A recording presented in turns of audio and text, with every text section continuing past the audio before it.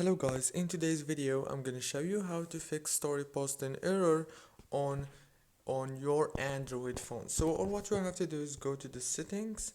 Now all what you have to do is scroll down and go to apps manager, and then all what you have to do is just go to apps, and then now all what you have to do is wait a few seconds and then scroll down until you find Instagram and click on it, and then click on the storage option, click on clear data and clear cache, then go back and click on the force stop option, and then all what you have to do now is just wait a few seconds and restart your phone.